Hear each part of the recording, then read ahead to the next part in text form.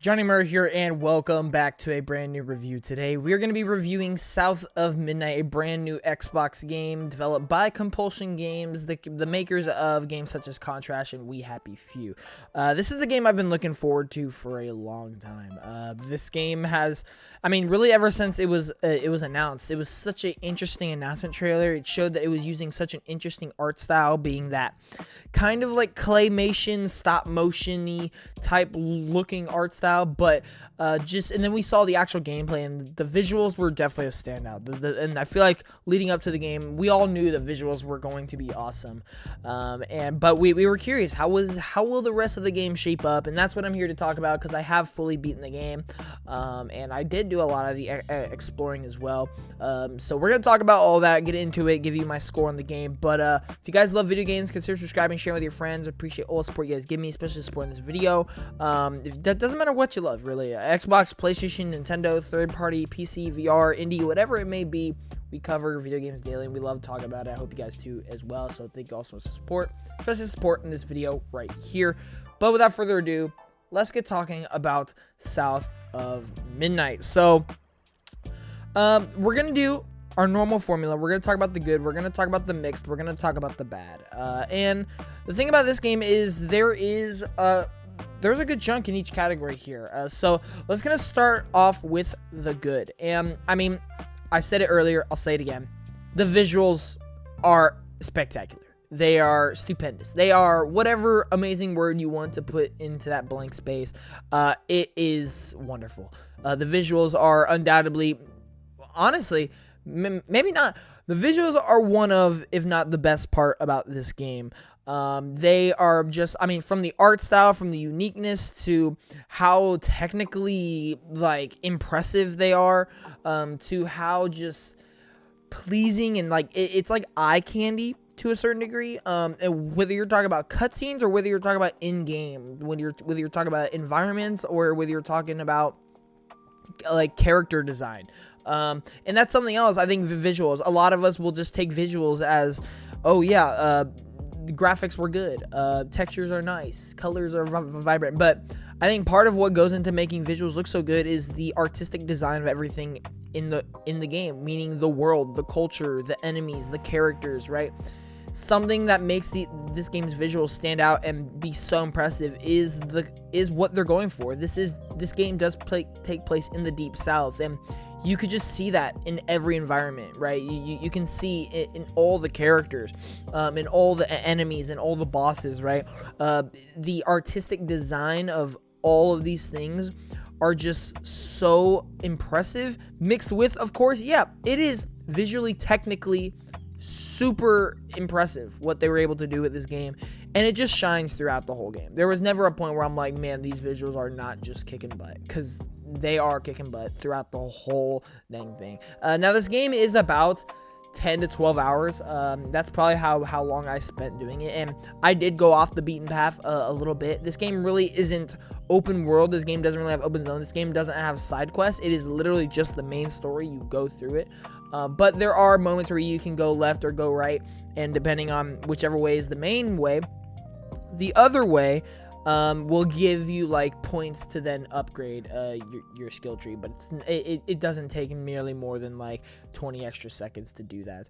But yeah, visually, this game is just outstanding. One of, if not the best part about this game. But the other best part, and I'll be honest, I think for me, this is my favorite part. And this was the aspect that moved me the most. This was the aspect that made me feel like this game was phenomenal. And that is its music. Its music is 100% going to be an OST contender for the year. And it's for multiple reasons. Number one, they experimented. Number two, it just sounds really good. Number three, it fits the game perfectly.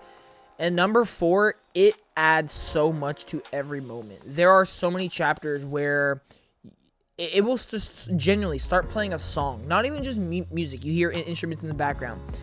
It will just start playing a song with people singing. and it just hits every single time. It makes all those moments so much better. Even the moments where it's not a song, where it's just normal music, instruments playing in the background, it makes every moment feel that much better. Like it really, and I mean really, it really made this game special to me.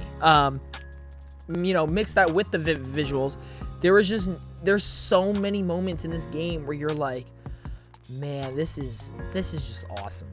This is incredible what I'm even experiencing right now. And I think that just goes to show you, number one, how much that this culture and this setting meant for the people developing this game, and how much care and effort they put into it, because you can really see the passion in this game seeping through every single frame, every single scene, every single moment to moment throughout this game, and it really does speak for itself when you are playing the game. And I just have to applaud it for that, because they did such a great job, and I absolutely love it because of it. But the next thing that I'm going to be talking about, the good, and that is the just audio in general.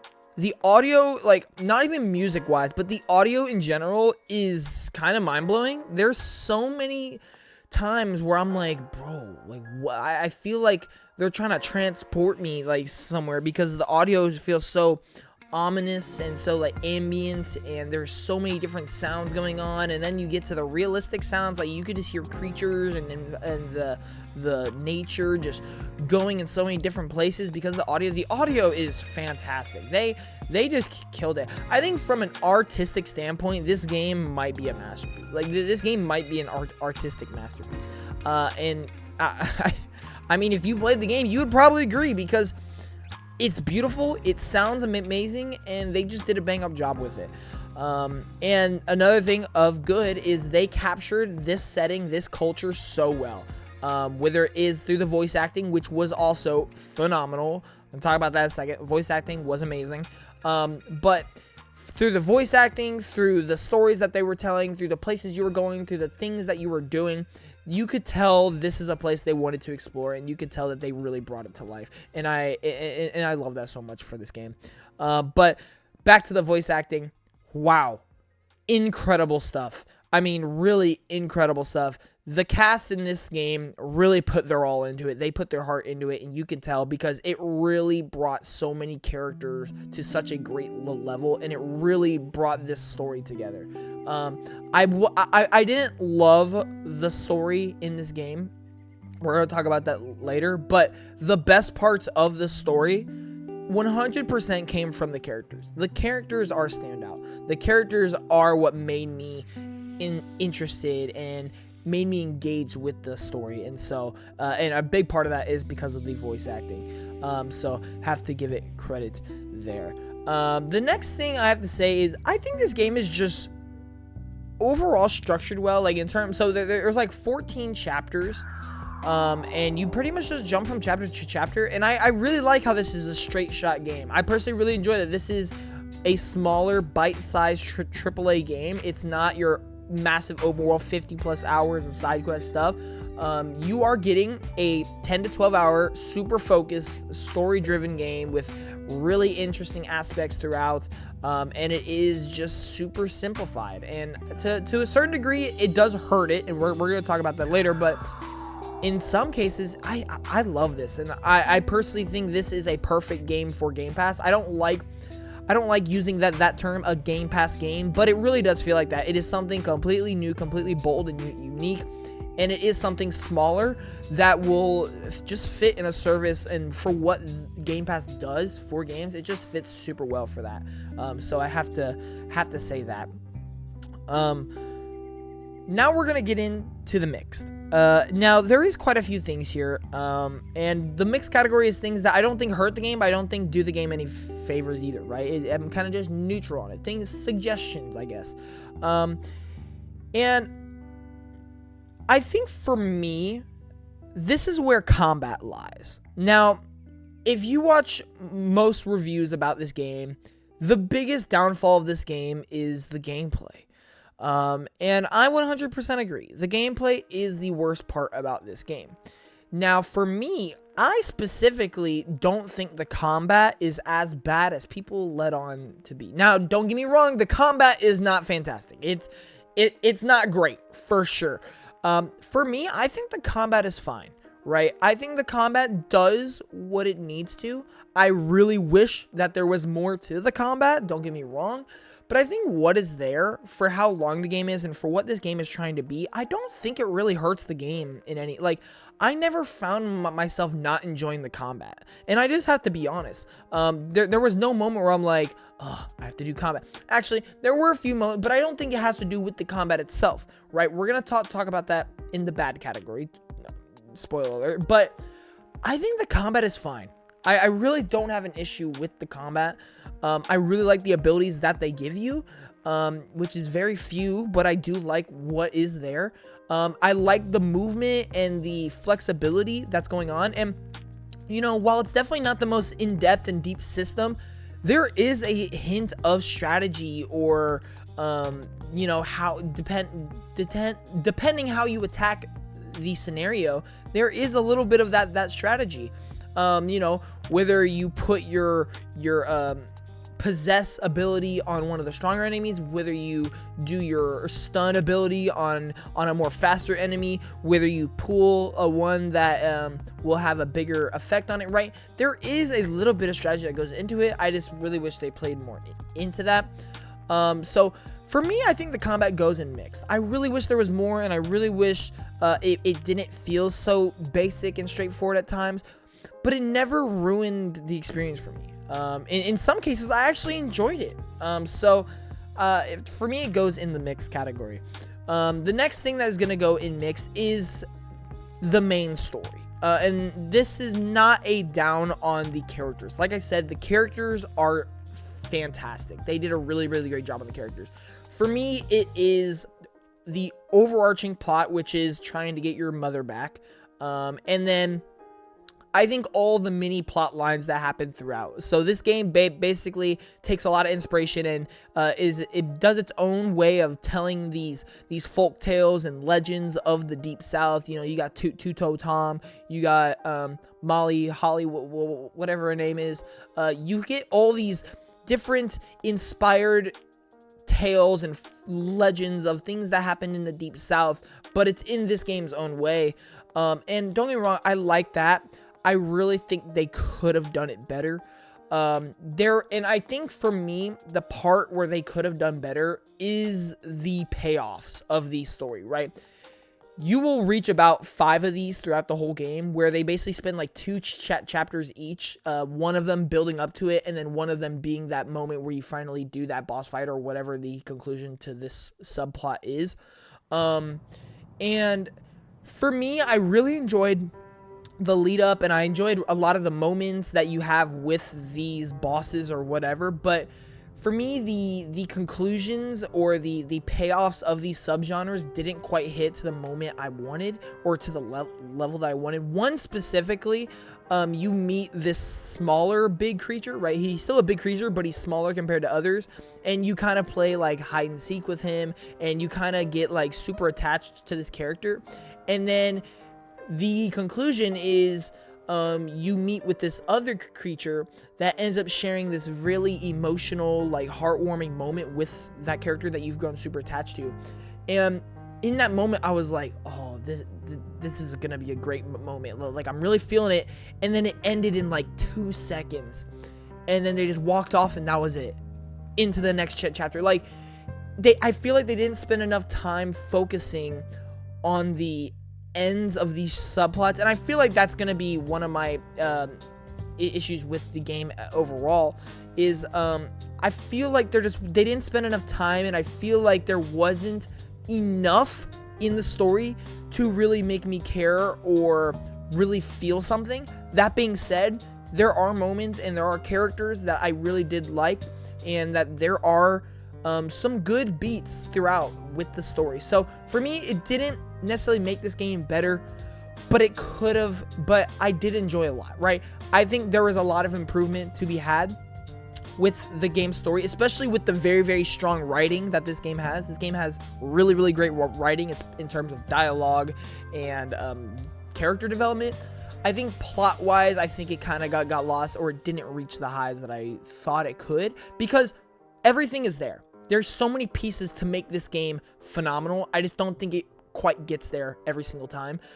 So for me, that goes in the mixed category.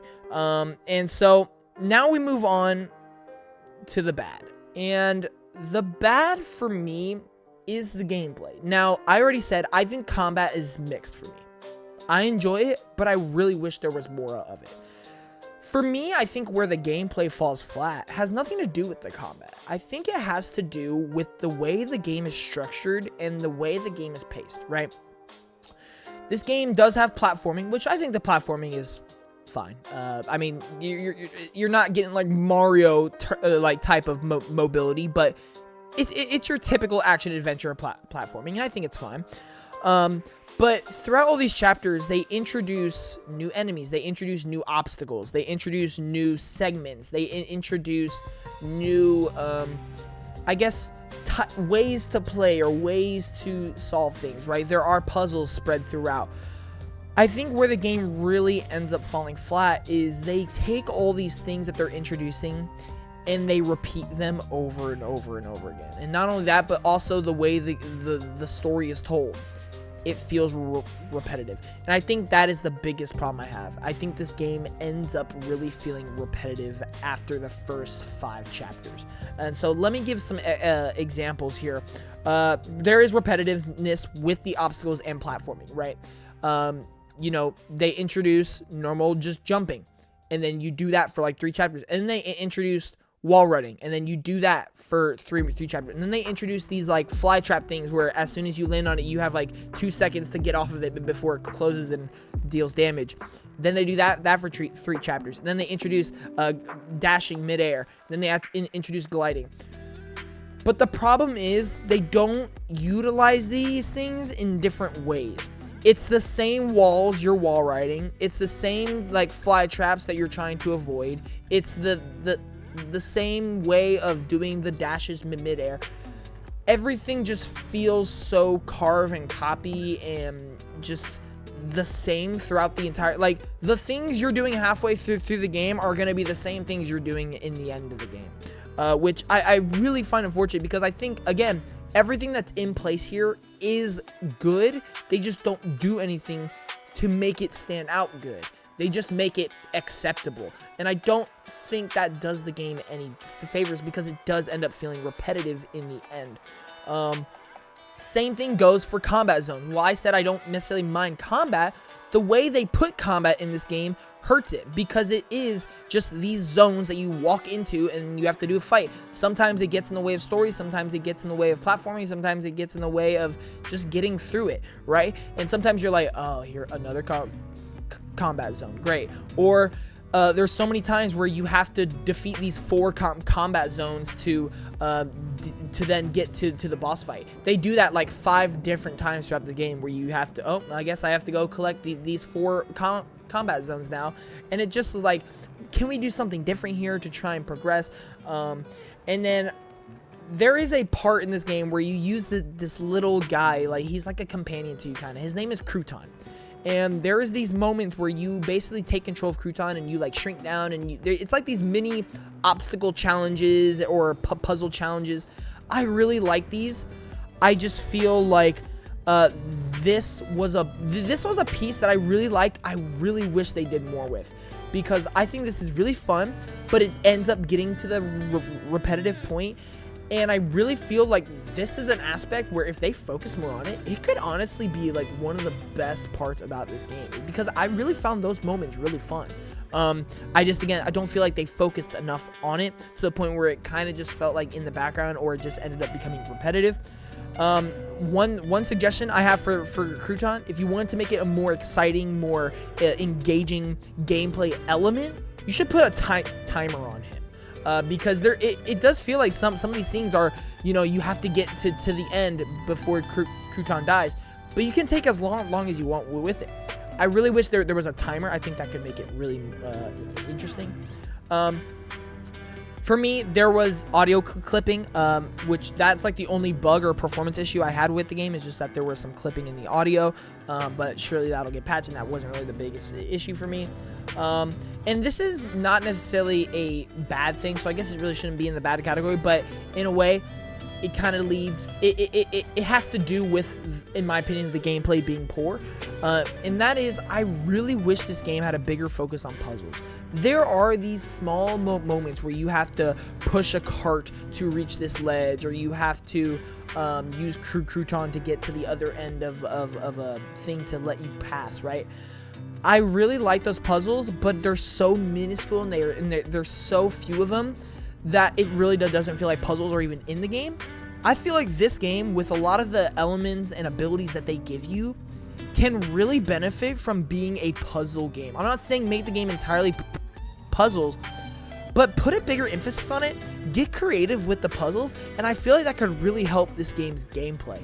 I think it can make it really engaging and just really shed a light on how creative and interesting that this world and gameplay is.